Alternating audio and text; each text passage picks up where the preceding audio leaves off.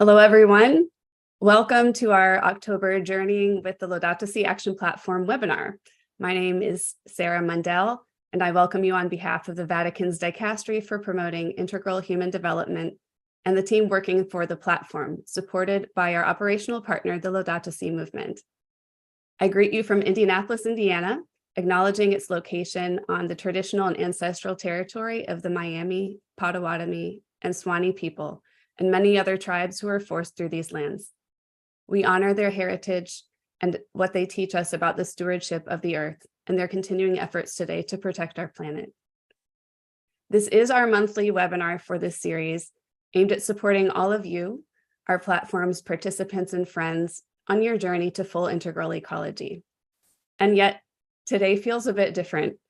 Many of us are flying high following yesterday's release of Pope Francis's new apostolic exhortation titled Laudate Deum.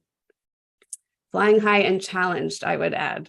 Laudate Deum means praise God, named so because the Pope writes, a human being who pretends to take the place of God becomes the worst danger to himself. Some have called this like a part 2 to the Pope's encyclical letter Laudato Si, which came out 8 years ago and is the namesake of our platform. Now he's again addressing not only Catholics, but all people of goodwill, this time giving more focused attention on the climate crisis at hand. We also marked yesterday's Feast of St. Francis, whose Canticle of Creation inspired the naming of Laudato Si and our platform. Yesterday was also the capping of the season of creation, in which we talked about letting justice and peace flow down like a river. It's been a busy week. It was also the start, yesterday was also the start of the Catholic Church's Synod on Synodality, which gathers bishops from all over the world for a time of listening and dialogue, contemplation and discernment, and which Pope Francis described yesterday as a walking together with the gaze of Jesus. He ends Laudate Deum, in fact, with a similar call to walk together on a kind of pilgrimage of reconciliation with the world that is our home. This walking together is also an essential part, an essential reason that the Laudato Si Action Platform exists.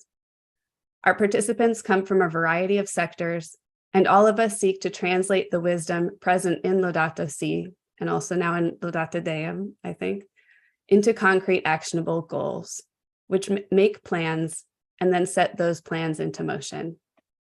We have specific Laudato Si goals that help us focus on different aspects of responding to the cry of the earth and the cry of the poor, from sustainable lifestyles to education, from community resilience to ecological economics and ecological spirituality. Today, we'll hear more about how ecological spirituality connects with integral ecology and much of what we've said so far. But first, a few practical announcements. This webinar is being translated into Spanish, Italian, Portuguese, and French. Anyone needing to follow in one of those languages, please click on the Interpretations button at the bottom of your screen. Interpretations. Then choose your language so you can follow today's program. Second, this webinar is being recorded and live streamed on YouTube, and only our designated speakers will be visible. We do hope you will save the YouTube link and rewatch it and share it with others. Third, you can participate by submitting any questions for our speakers by clicking on the Q&A button anytime during our webinar. Any question put in the regular chat will probably get lost, so please use the Q&A button, and we'll try to answer as many as we can later on. Finally, we invite everyone to help make this truly a global community. So we ask that any comments in the chat show respect and openness to everyone who's here today. So our agenda, we'll start with a greeting from the director of the Laudato Si Action Platform, who will say a bit more about Laudate Deum, then an opening prayer, before we'll hear from today's main speaker, Marie Dennis. There will then be time for questions and answers and a final greeting and prayer. So now I invite John Mundell, the director of the Laudato Si Action Platform, to give us a greeting.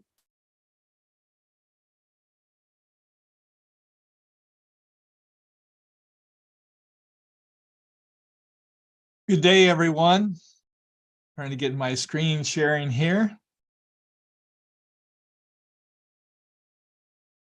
Can everyone see that, hopefully? It's good to be here to see the great turnout for this webinar today. Since yesterday, as Sarah said, we saw the publication of Pope Francis's new apostolic exhortation, Laudate Deum, or Praise God, on the climate crisis. I wanted to say just a few words about it, kind of a pre-reading summary to give you a head start. Laudate Deum is addressed to people, all people of goodwill, and is composed of an introduction and 6 chapters. The introduction and first chapter are about the global climate crisis, and Pope Francis warns that extreme events like unusual heat, droughts, heavy rain, flooding, melting ice caps are getting much worse since Laudato Si was published in 2015, that climate change is undeniable and that humans are the cause of it. Another conclusion from this: we haven't acted strongly enough to limit the cause of it. Chapter 2 goes on. It's about technocratic paradigm, and it stresses that nature is not a resource to be exploited without end, and urges us to recognize that unbridled ambition is not ethically sustainable. In the 3rd chapter, Francis summarizes the weakness of international politics and stresses the urgent need for global cooperation through new multilateral agreements. In the 4th chapter, the Pope reflects on climate conferences, their progress and their failures, and encourages that it is necessary to overcome the selfish positions of countries for the benefit of the global common good. And in the 5th chapter, he uses it to reflect on what is expected from the upcoming COP28 in Dubai, if we do not want to doom humanity. Finally, in the last chapter, which I want to spend just a little bit more time on, called Spiritual Motivations, the Holy Father calls upon people of all religious confessions to respond. He also reminds us that in the light of faith, here, let's move this. I think I'm supposed to change my slide here. Sorry about that. That in the light of faith, authentic faith not only gives strength to the human heart, but also transforms life, transfigures our goals, and sheds light on our relationship to others and with creation as a whole. This is really what the Laudato Si Action Platform is all about, an ecological conversion. He's talking about us here and the work we are trying to do. Pope Francis then reminds us that we are all interconnected and invites us to walk in communion together.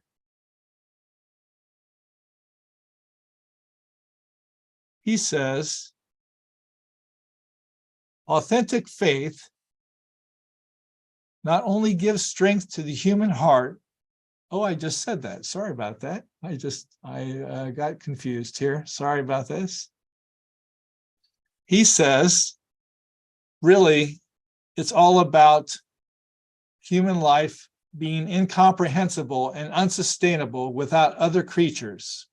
For as a part of the universe, all of us are linked by unseen bonds and together form a kind of universal family, a sublime communion which fills us with a sacred, affectionate, and humble respect. This is our motivation for action, this recognition. He also says, I can get my slide to work.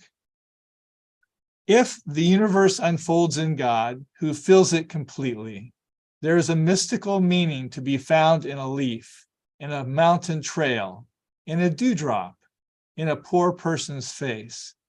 The world sings of an infinite love. How can we fail to care for it? He then goes on to give several ways our actions become transformational of the culture. And I really want you to go on and read paragraphs 69, 70, and 71. these really give some good examples for us to think about. So I hope this short summary gives you a good start. And back to Sarah. Actually, you can continue if you want. We now we'll just begin with an opening prayer to get us into this attitude of how we can kind of take up the challenge of Laudate Deum. And I am getting the prayer lined up here. We'll share that for you. Actually, I have it in Spanish too. So if you just wait just a second, I think we can go ahead and do that. And here it is. And I need to share my screen. Let's see. Sorry about this.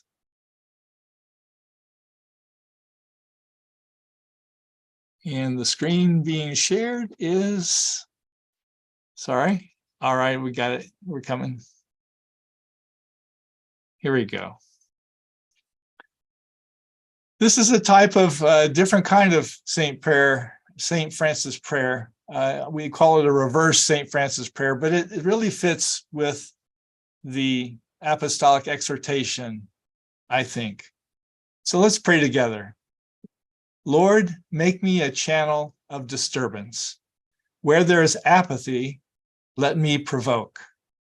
Where there is compliance, let me bring questioning. Where there is silence, may I be a voice. Where there is too much comfort and too little action, grant disruption. Where there are doors closed and hearts locked, grant the willingness to listen. When laws dictate and pain is overlooked, when tradition speaks louder than need, grant that I may seek rather to do justice than to talk about it.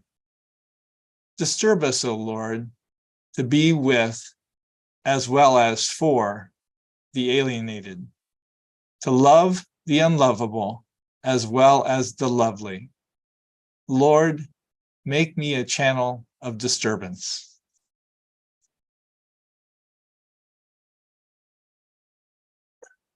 Thanks, everyone.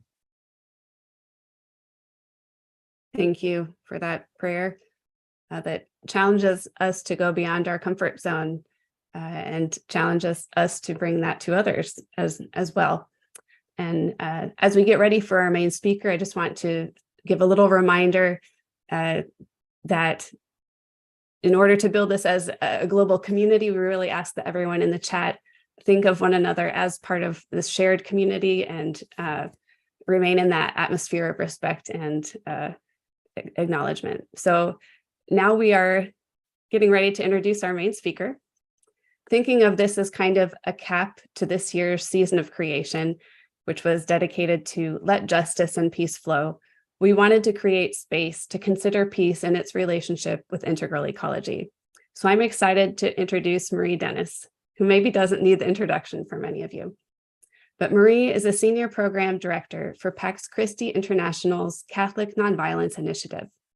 She was on the board of Pax Christi International for 20 years and served as co-president from 2007 to 2019. She is a Pax Christi USA Ambassador of Peace and received the Pax Christi USA Teacher of Peace Award in 2022. Previously, Marie directed the Maryknoll Office for Global Concerns for 15 years, and she is the author or co-author of 7 books and editor of the award-winning Orbis book, Choosing Peace, The Catholic Church Returns to Gospel Nonviolence. Marie was named Person of the Year by the National Catholic Reporter in 2016 and received honorary doctorates from Trinity Washington University and Alvernia University. If you have any questions for Marie as she speaks, again, please put them in the Q&A area at the bottom of your screen. So Marie, welcome. We look forward to hearing from you. Thank you very much, Sarah. It's very nice to be with you. And that was a beautiful prayer. Make me a channel of disturbance. It certainly is a call to nonviolent action if there ever was one. So good morning, everyone. Good afternoon, good evening. I am really delighted to be with you all and I acknowledge with gratitude and deep respect to elders, both past and present, that I am speaking in Washington, D.C., from the traditional land of the Anacostans, the Piscataway, and the Pamunkey people. Our reflection today, as we conclude this year's season of creation, is on the Laudato Si action platform goal of ecological spirituality, in particular, how peace and integral ecology are interrelated.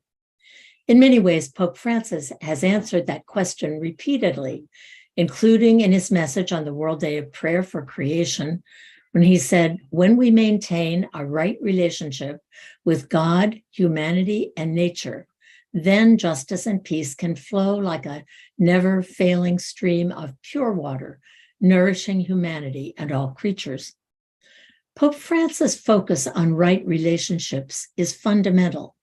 In Laudato Si, he said, peace, justice, and the preservation of creation are three absolutely interconnected themes which cannot be separated and treated individually without once again falling into reductionism. In Laudate Deum, he said again, everything is connected. We cannot approach the vision of Laudato Si without nurturing right relationships, without promoting just peace. Each one of us is beloved as an individual in the eyes of God, but we are also persons in community, including in Earth community, where right relationships devoid of violence are central. An ecological spirituality can only flourish if accompanied by a spirituality of nonviolence that helps us transform cultures of violence into cultures of peace and nonviolence. Pope Francis clearly called all of us to that transformational task in his new apostolic exhortation on the climate crisis.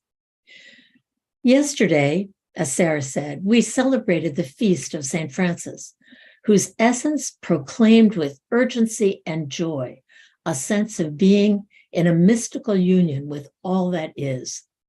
About the Poverello in Fratelli Tutti, Pope Francis wrote, Francis felt himself a brother to the sun, the sea, and the wind. Yet he knew that he was even closer to those of his own flesh. Wherever he went, he sowed seeds of peace and walked alongside the poor, the abandoned, the infirm, and the outcast, the least of his brothers and sisters. In the Canticle of Creation, Francis called out to all of creation as brother and sister, everything created, the earth, the oceans, plants and animals, rocks and waters, everything animate and inanimate deserves brotherly love and sisterly respect. The Canticle of Creation is not just nice poetry. It is a profound celebration of creation. Francis experienced in an anticipatory way the future to which we are all called. He was present to this new creation because of his own transformation, his own ecological conversion that led him to seek right relationships with all beings, with lepers and others excluded by his society, with enemies, including the Sultan Malik al-Kamil, and with all of God's creatures. All praise be yours, my Lord, through all that you have made. And first, my Lord, brother sun, who brings the day, and light you give us through him. How beautiful he is, how radiant in all his splendor. Of you, Most High, he bears likeness. All praise be yours, my Lord, through sister moon and stars, through brothers wind and air, through sister water, through brother fire. All praise be yours, my Lord, through sister earth, our mother, who feeds us in her sovereignty and produces various fruits and colored flowers and herbs. It's very hard to believe that Francis was so ill and almost completely blind when he composed the canticle, which has the power to enkindle within us a new longing for paradise as the harmonious communion of all creatures, a rich, ecological spirituality rooted in right, nonviolent relationships. Beautiful. In the same passage, in the World Day of Prayer for the Care of Creation, Pope Francis referred to the, quote, senseless war against creation, which he forcefully repeated in Laudate Deum. In both, he listed explicitly the effects of this war, in particular on sister water and the climate. You know those effects and their causes painfully well. And we pay attention because our Christian spirituality is radically incarnational. In fact, Laudato Si helped us to see clearly that the cry of the earth and the suffering of so many creatures living on this planet are intrinsically interconnected with human violence, including the cultural violence of indifference and domination, the direct violence of war and militarization, and the economic violence of destructive, unaccountable extractive projects, unsustainable development projects, or consumption-driven lifestyles, which Pope Francis refers to so clearly. For example, many communities where Pax Christi is present have been heavily affected by the activities of companies exploiting natural resources, including gold, oil, gas, silver, iron, copper, lithium, cobalt, manganese, nickel, graphite, coltan, tin, and more, as well as by other large-scale development projects. The UN Environmental Program, UNEP, is clear that greenhouse gas emissions, the contamination and excessive consumption of water, pollution of the earth and vital ecosystems, and biodiversity loss are just some of the ecological threats from unaccountable extractive projects. In addition, research has shown that war, preparations for war, and other military activities are particularly fossil fuel intensive, contribute very substantially to climate change, and have a tremendous negative impact on the physical environment. Vast areas of planet Earth have been rendered uninhabitable and unproductive during and after war and violent conflict by landmines, cluster bombs and other munitions, pollution, destruction of forests and habitats, as well as of many diverse species of plants and animals. You know that a single nuclear warhead would cause devastating climate change, resulting in widespread drought and famine that could cost 1 billion lives. At the same time around the world, nuclear facilities and weapons testing have already contaminated land and water with radioactive waste lasting thousands and thousands of years.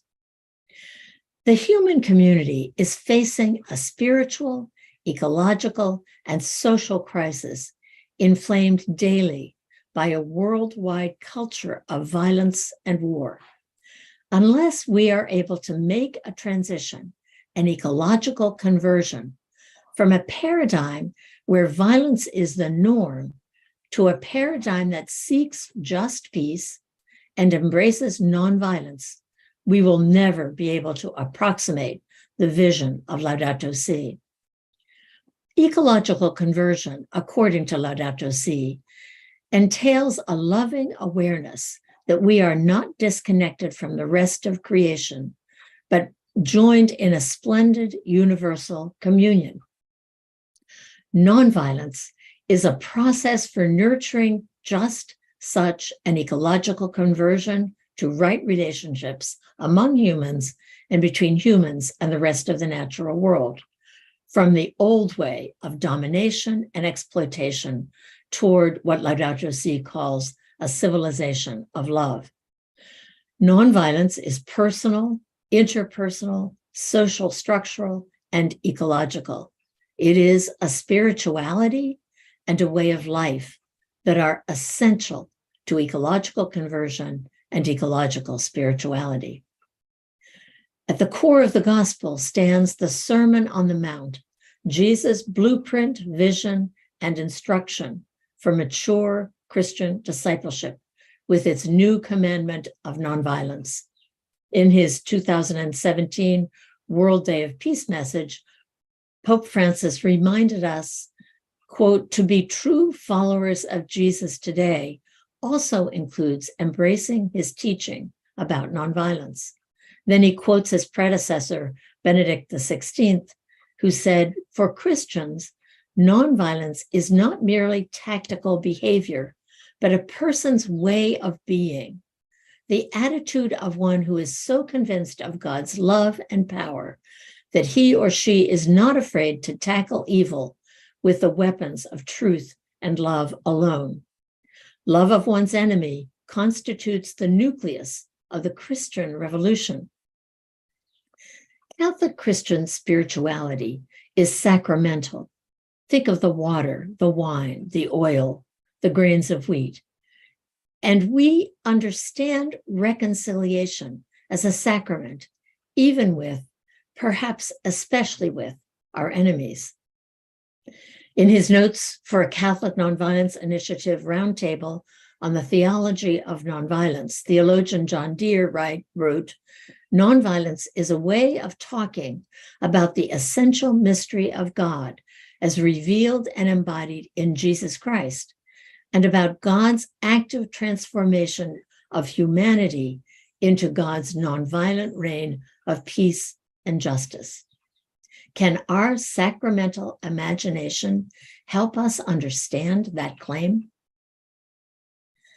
As a universal ethic, nonviolence offers the Church a theological, pastoral, and strategic foundation for the long-term work of struggling for and building a just and sustainable future. It is a paradigm of the fullness of life with which we are called to respond to monumental contemporary challenges, from the destruction of the Amazon to the threat of nuclear weapons and climate change, from the systemic oppression of migrants to the unspeakable suffering caused by human trafficking, from the violence of rampant poverty and excessive consumption to the catastrophe of war and the destruction of our beautiful planet. Nonviolence is theological. It is a theological and practical framework that cuts across these and many other forms of violence. So gospel nonviolence is, but it is much more than a political strategy. It is a worldview through which we see and interpret all life, and a set of virtues and principles to guide personal behavior. It is also a global ethic and a spectrum of proven effective strategies for social transformation and environmental healing. Nonviolence is not passive. It is never passive. Rather, nonviolence speaks truth in a global struggle for integrity, just peace, and ecological sustainability. It can transform and heal our lives and our world. But this profound shift will require unparalleled cooperation, in addition to conversion of heart, well-prepared nonviolent struggle, and the fullness of nonviolent love. It will also require fundamental formation, education, training, and skill building in the principles, strategies, and methods of nonviolent social change that are necessary for the future that we seek and about which Pope Francis writes so eloquently. A comprehensive response to the cry of the earth will be characterized by a conversion to nonviolence that accompanies ecological conversion, encouraging a renewed spirituality, as well as sustained and courageous actions to bind up the wounds we have inflicted on the earth. Let me repeat that. A comprehensive response to the cry of the earth will be characterized by a conversion to nonviolence that accompanies ecological conversion, encouraging a renewed spirituality as well as sustained and courageous actions to bind up the wounds we have inflicted on the earth. Nonviolence is not simply a stance or an ideal or a static spirituality. It is a process that is actually exemplified in the synodal process about which we are so intensely aware in these days. It is a process that can actively transform the challenges we face and create openings for life and healing. Nonviolence is an ongoing metanoia from the lie of violence and injustice to the way of truth and justice for all.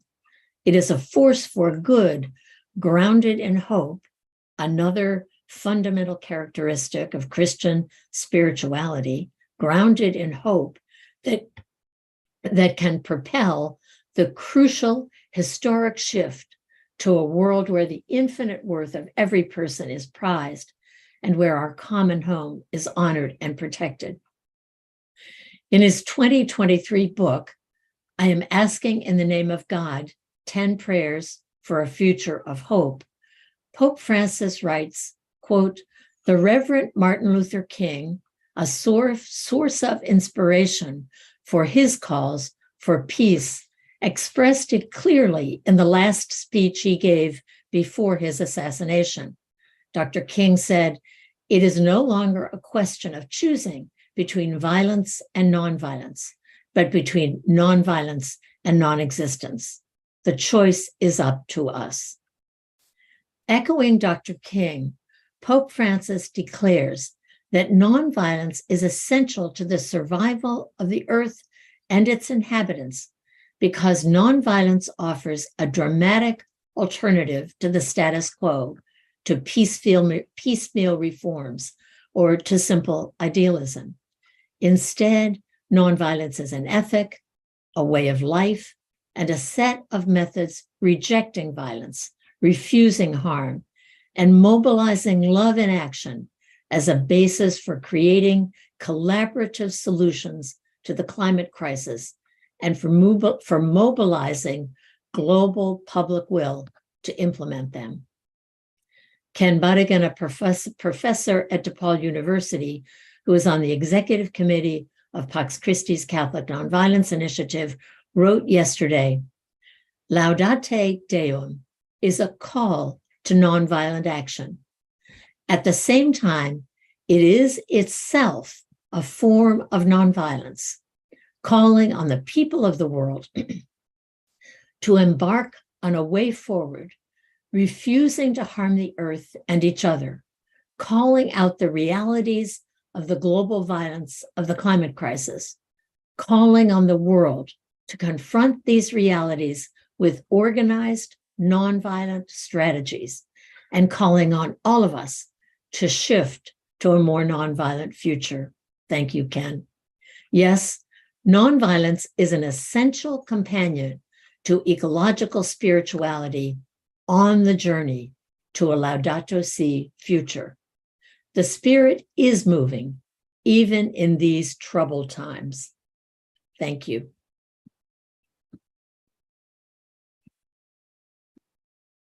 Well, thank you, Marie. There's so much there. And we also know that in this limited amount of time, there's only so much we can say. So for sure, people have many things in their hearts related to this topic. A variety of questions have come in, and I will try to summarize some of those now. One that kind of came up various times from different places relates to our consideration of biodiversity and the treatment of animals, and what is the church doing or saying in that regard? Should we be promoting different dietary lifestyles? What do you have to say about that? Absolutely, we should be revising our lifestyles, particularly in the global north. I think at the end of Laudate Deum, Pope Francis spoke very directly to the United States and to the global north about our lifestyles, and a very significant part of our lifestyle is consumption of meat that is raised in very unsustainable ways, that is contributing in significant ways to the climate crisis. So yes, of course, to change the level of our consumption of meat, most especially, would be very significant. I was reading this morning what a significant difference it would make if the church actually went back to not eating meat on Fridays, at least in the global north again. And I think that we would call our diets an expression of violence, and a change in diet, nonviolent action.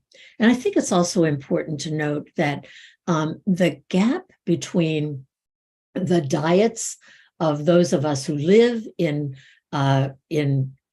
overdeveloped countries in wealthy parts of the world, the gap between our diet and the diet of millions and millions and millions of people around the world is itself a form of violence. And that, of course, yes, we absolutely should change our diets for environmental reasons, but we should also change our diets as we seek a more just global economy and a better distribution of resources worldwide. Yeah. And that's really, related to, many of our viewers have, and all of us, the treatment of farm animals, especially in some of these more developed styles of raising livestock and things like that. So does the Catholic Nonviolence Initiative also deal with that?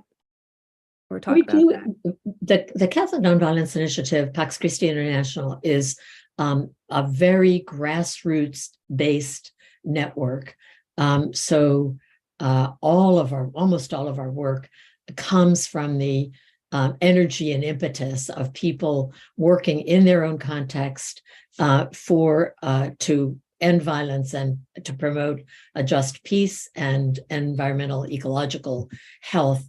So certainly in some parts of the world, a diet, our treatment of animals, our way of relating to all of creation is central to the work for peace in many ways. Yes, but our work is very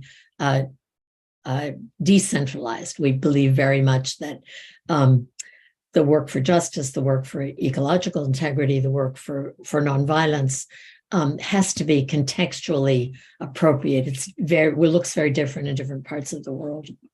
Yeah. Thank you. Yeah, and our audience is so global, even on this webinar. So exactly. Thank you for acknowledging that and saying that. What are some other examples, perhaps, of the ways that violence affects creation?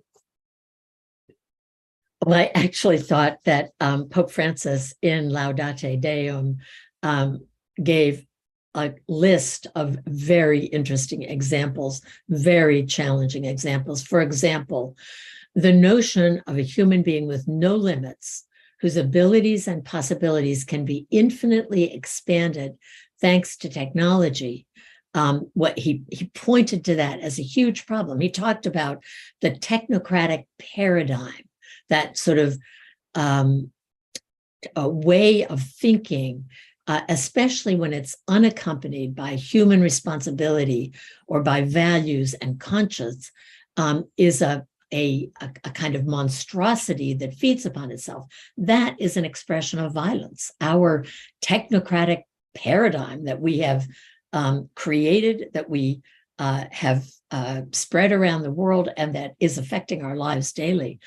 A second example of violence that was included in Laudato Si, that is repeated in Laudate Deum, that is difficult for us to hear, is the idea of unlimited growth.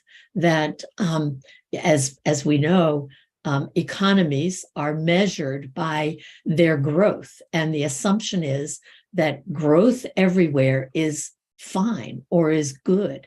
We have to get over that notion. It's the same issue of differentiating between what is the response in the global north? What can be the response in the global south? There are many places where, of course, economic growth is essential, but in the overdeveloped north, we need to question whether unlimited growth is a good or a form of violence.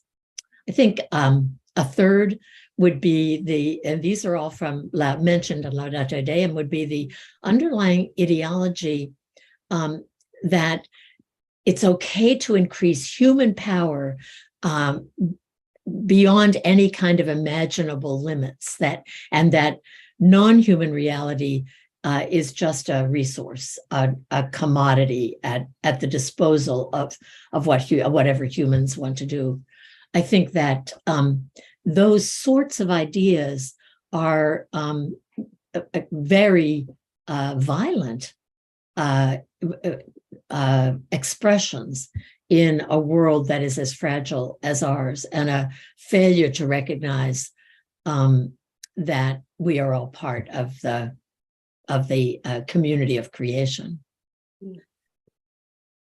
This next question kind of relates to that. When you were saying earlier that Laudate Deum both calls people to nonviolent action and is in itself an expression of nonviolent action. What are some other ways that maybe our thoughts are like sit-ins or marches or things like that? But what are some other ways of taking nonviolent action? I think that's a very big challenge before all of us, is to imagine nonviolence in a much deeper and broader and richer way than we usually do. I think, of course, organizing ourselves and expressing our organization publicly in vigils and demonstrations is very important. But I thought it was fascinating that Ken Badigan pointed to Laudate Deum as itself as an expression of nonviolence.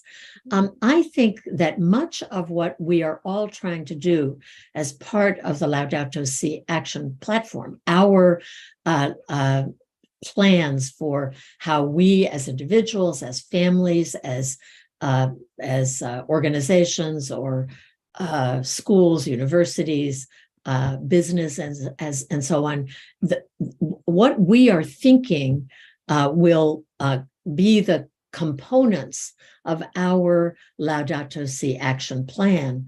Often includes many nonviolent actions that actually make a difference.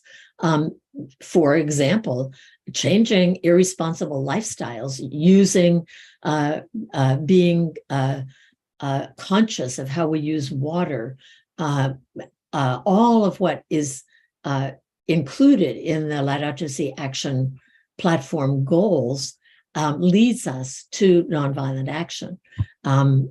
I think there's some very interesting examples.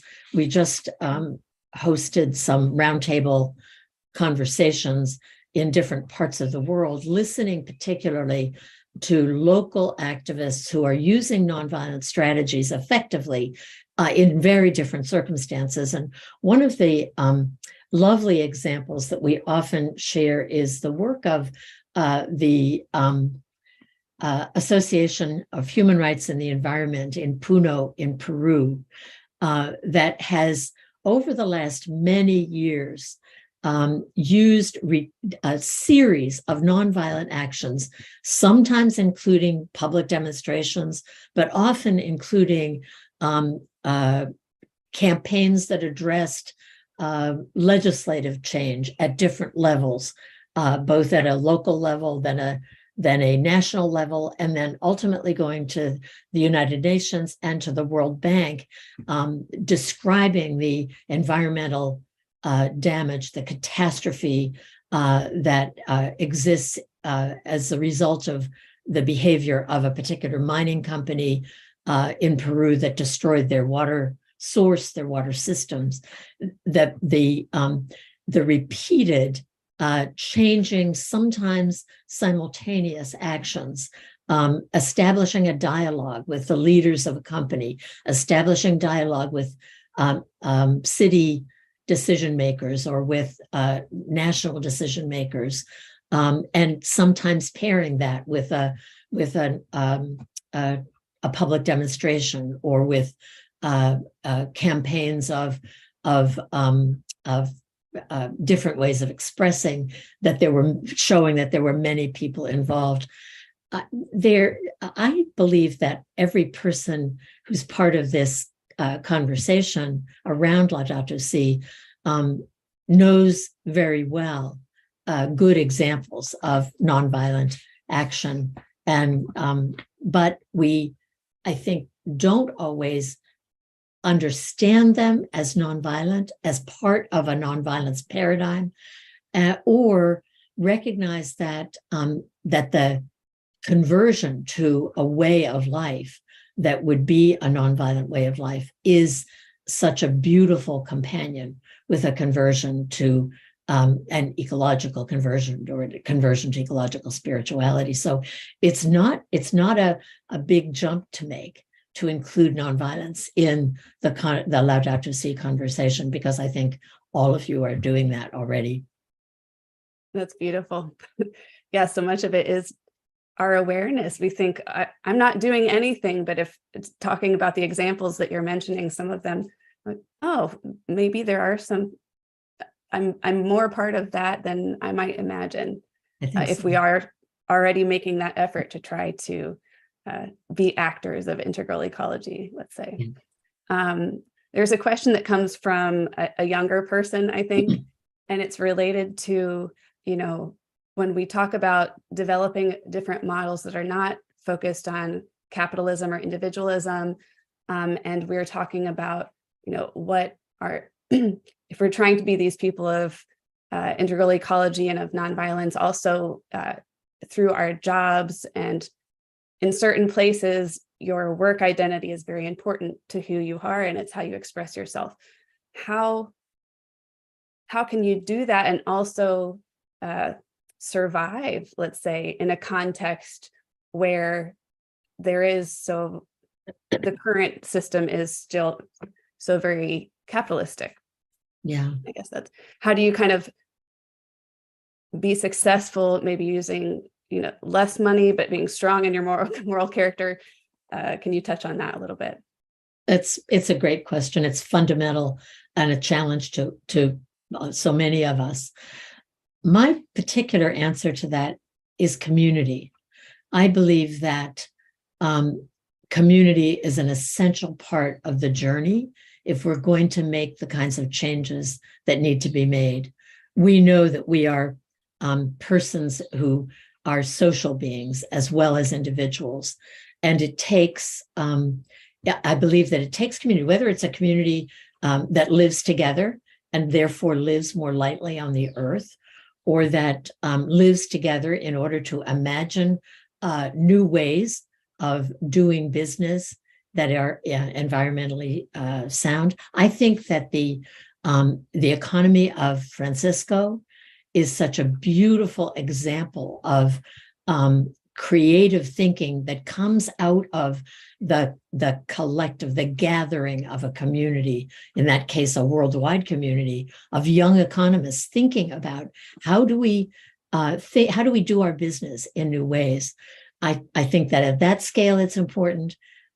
I also think that at a very local level, that if we are part of communities, we will not only at times live more lightly on the earth, but we will also be able to encourage, support each other, deepen the values that enable us to have the courage we need to really live in a way that is respectful of all of creation, of all other people, and of the earth community. So for me, community and courage are fundamental to how we move forward. And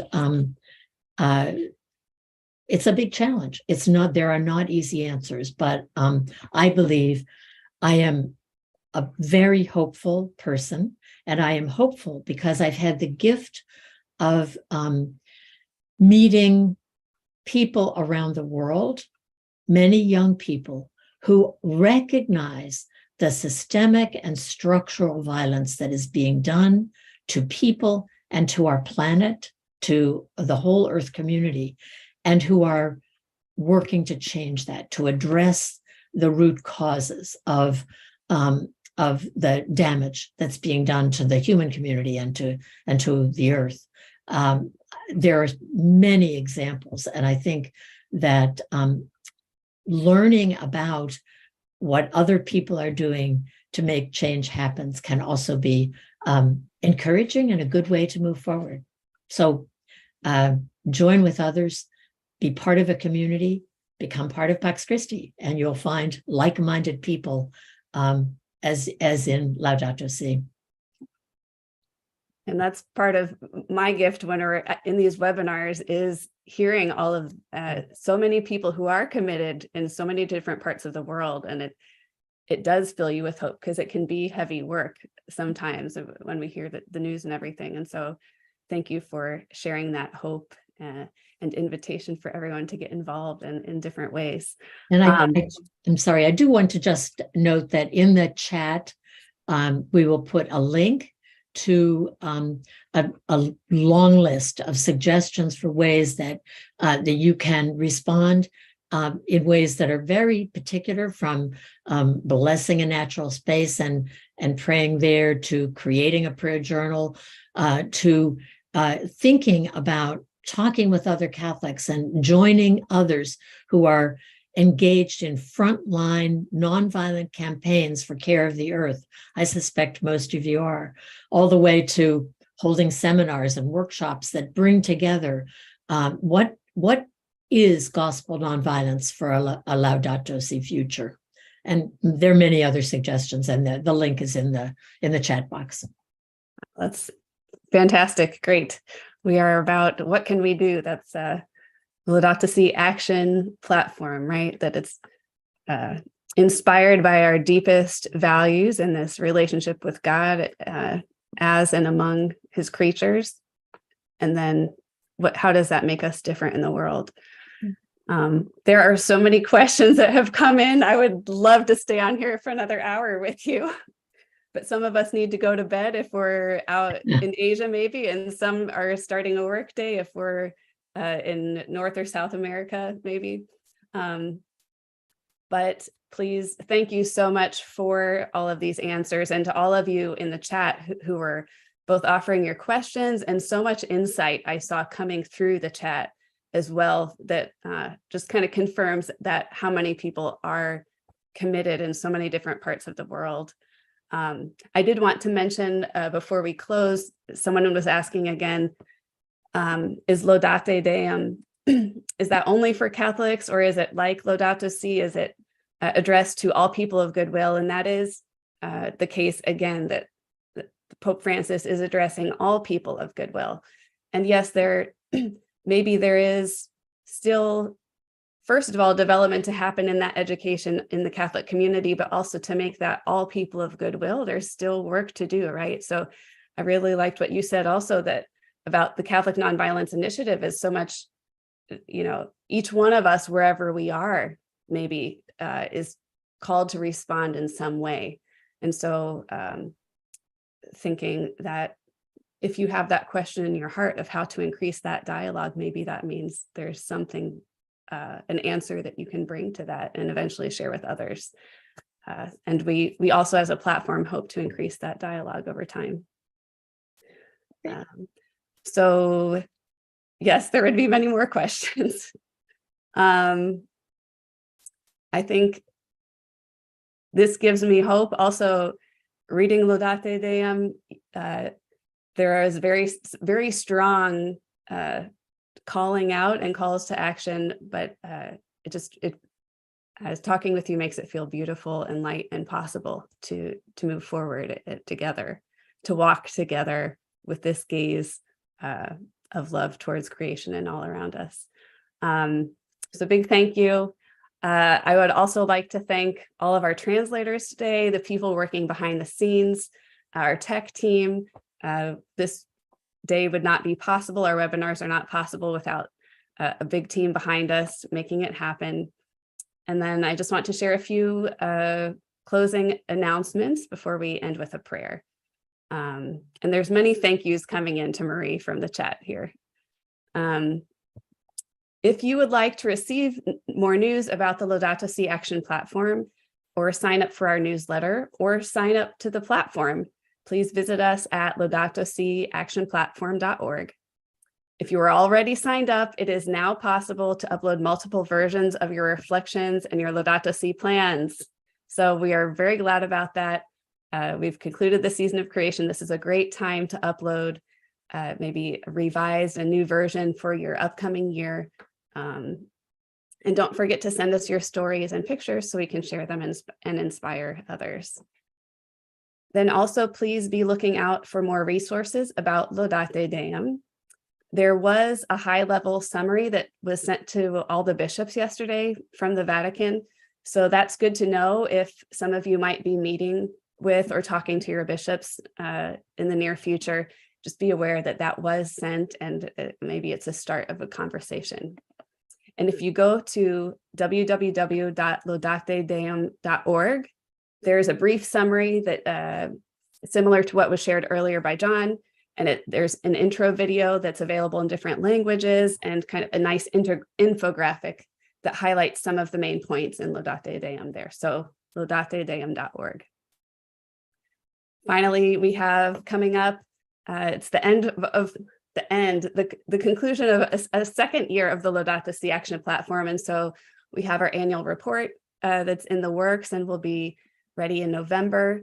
That will be ready in time for our next appointment with this webinar series, which will actually be our annual celebration, kind of celebrating so much of the work that many of you are doing around the world, and the steps ahead that have been taken, and just the growth of the commitment in this journeying together in the Laudato Si Action platform. So that will be on Thursday, November 16th at the same time. That's Thursday, November 16th. And so look out for an email about that soon. Now for our closing prayer, I'll introduce Friar Daniel Rodriguez Blanco, who's the Director General for the Curia's Office of the Justice and Peace of Integrity of Creation for the OFM office. It is headquartered in Rome, but he is in his own country. He served before that as Dean for the Theology Department at Rafael Landaveri University in Guatemala under the Society of Jesus. Sorry, his country is El Salvador. I was getting confused because he's been in El Salvador, he's been in Guatemala, he's also been in Nicaragua and Honduras and Haiti. So thank you, Friar Daniel, for sharing this closing prayer with us.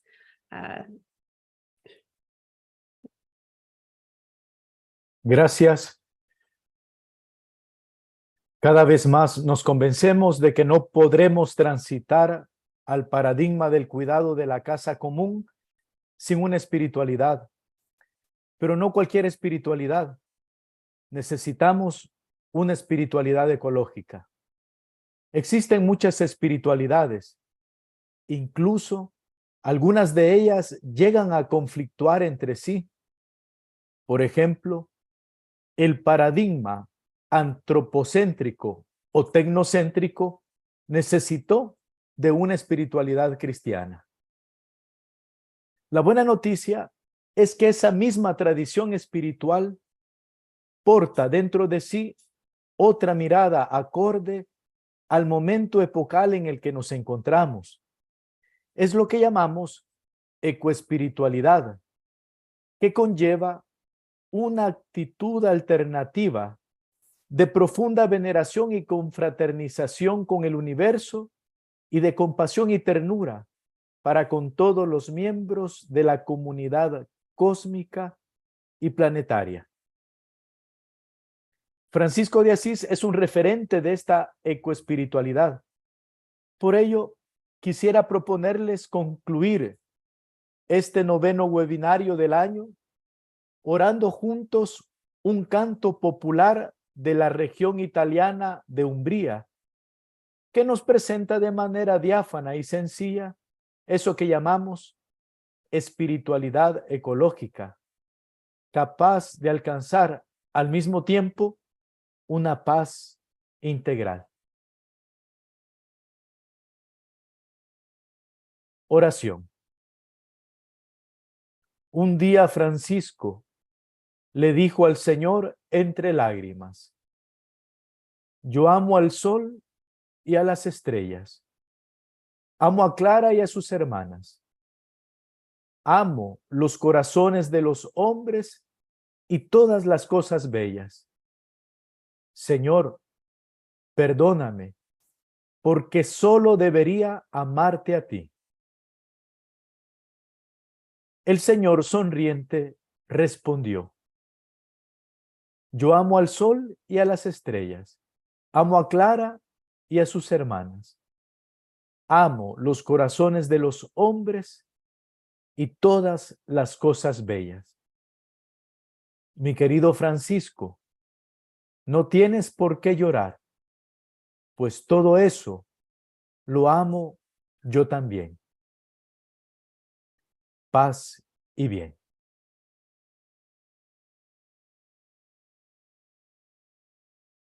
Thank you so much, Friar Daniel, for that prayer, that beautiful prayer. And what an inspiring and thought-provoking moment we've had this morning, or this afternoon, or this evening, depending where you are in the world. We look forward to seeing you in November at our annual celebration, and all the best for your work on your Laudato Si plans and everything you're doing for the rest of today. See you next time. Thank you so much for joining.